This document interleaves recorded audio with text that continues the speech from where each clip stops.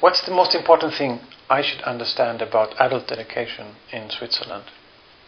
The most important thing is that adult learning in Switzerland is in the private sector, and that the main philosophy in Switzerland is that every person is responsible for his own learning. And it's not the state, and it's not the entrepreneur or the enterprise where you're working. It's your own business. And in the umbrella, SWEB, what can it do in these circumstances? It can coordinate private companies who are offering learning, or it can work as a counterbalance to the private sector by offering something else? In our organization, the private providers are also organized, and we have also state providers which are in our network. Then we are working with the social partners, the unions and the entrepreneur, and we try to make links between about development in adult learning, about different kind of reflections, and to sensibilize different people, opinion leaders, to have in some point another view. What other view is that? Especially that unprivileged people, low qualified people should also be supported. Even people who are ready to learn to read or to write have to pay something, not a big amount, but they have to pay something. And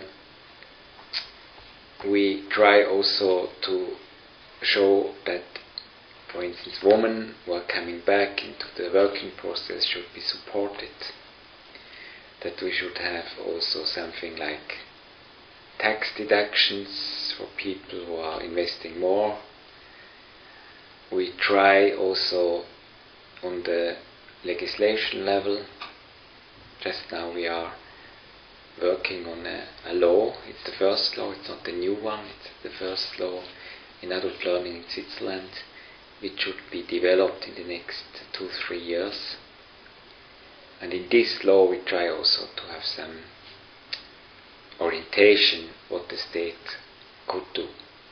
And how is it going with the preparations? Because many European countries in the last 10 years have adopted the first-time laws on adult education or revised laws on adult education. And in all countries there has been different processes. Either they have been very consultative and open, or they have been very closed processes.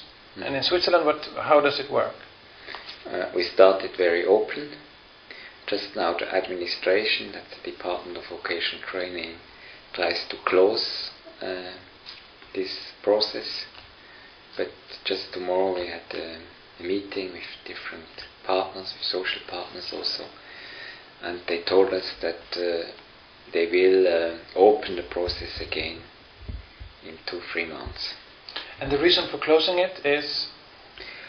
They have to prepare the ministers and to sensibilize the government to do something. It's now in the constitution. That was also some of our work. The people had to vote the new constitution, and there was one part now adult learning. So in principle they have to do something, but just now yes, we have a government which says we don't want to have new laws, because new laws means more money to invest. And so this has to be first prepared, and the ministers have to give the green light to start the process. What would be the biggest obstacles you're facing right now in the preparation of the first law, and also in general promoting adult learning in Switzerland? The most big obstacles are first that I told you before that we have very dynamic private market.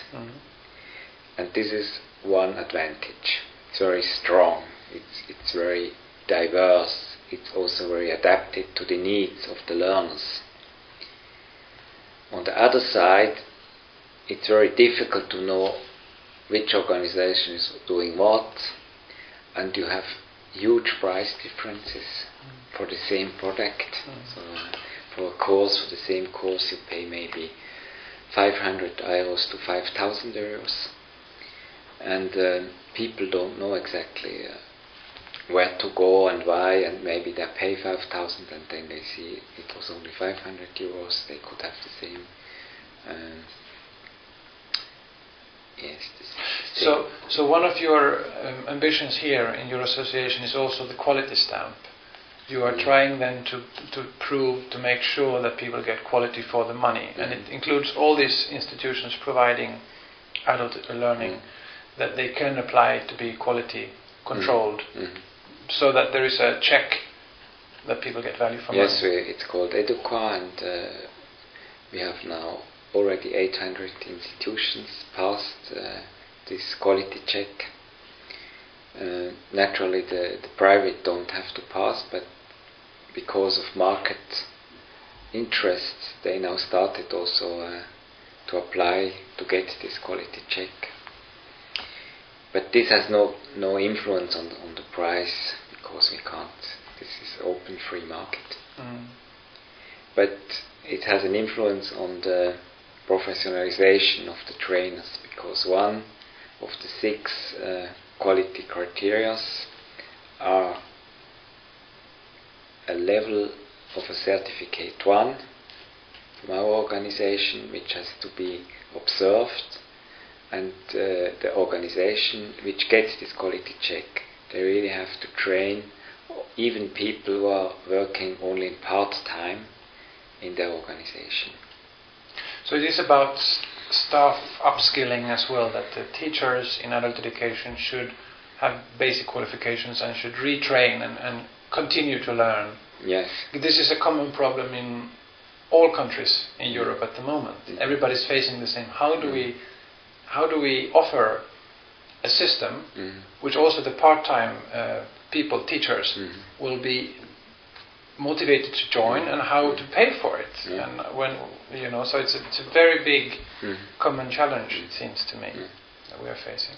So here with this link between our quality check and our first level of certificate, we found a solution, and it's not only in theory, because in the last 8 years now about 15,000 trainers passed these courses and were trained, and from these 15,000 there are about 90% part-time trainers, and on the level 2 we have already 4,000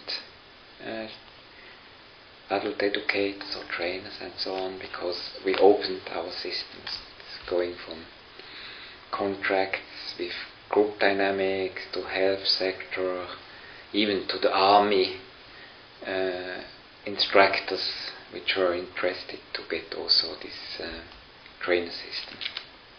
So you're working with the state, you're working with government, you're working on legislation, so you work on the public sector. Then you work with the trainers, the quality management, and the training of trainers. And then the third sector, the third area would then be, I guess, the Adult Learners Week that you're having, to make adult learning more visible in society, because you have that Lernwoche, the Learn Festival, every year, also this year.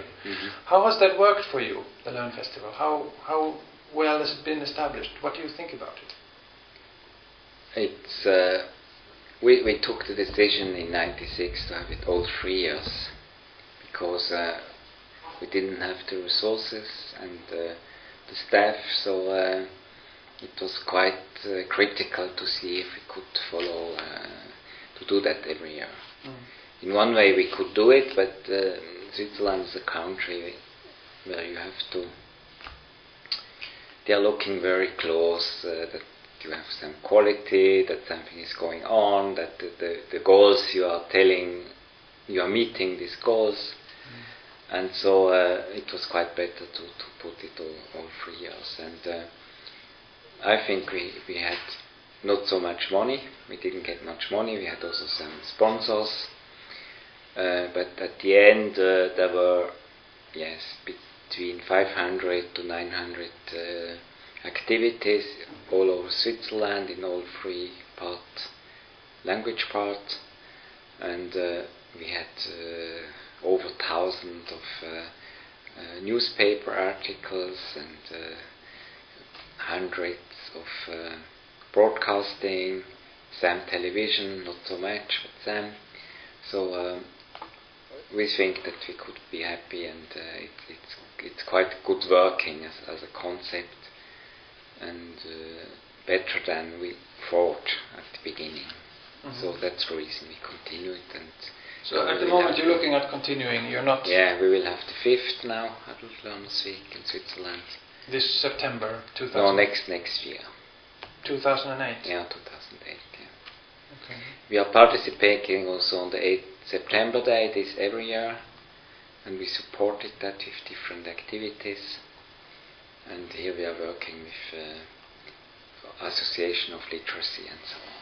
So there are two activities, in fact. One each every year in September, and the other one is your Learn Festival. Yeah. Oh, I thought they were the same, and I mixed them up. No, that's the journey of alphabetization. Yes, around the UN week of literacy. And when we have Adult Learners Week, naturally we combine. Yeah. So, looking ahead at the future, you will eventually get a new law, and it might not be the one exactly you want, but it will be there. Yeah. You told me yesterday that there are currently some problems, challenges in projects, and that they always come and go. But what is your outlook 10 years from now for adult learning in Switzerland, the situation for adults being able to learn in adult education institutions? Are you positive, optimistic?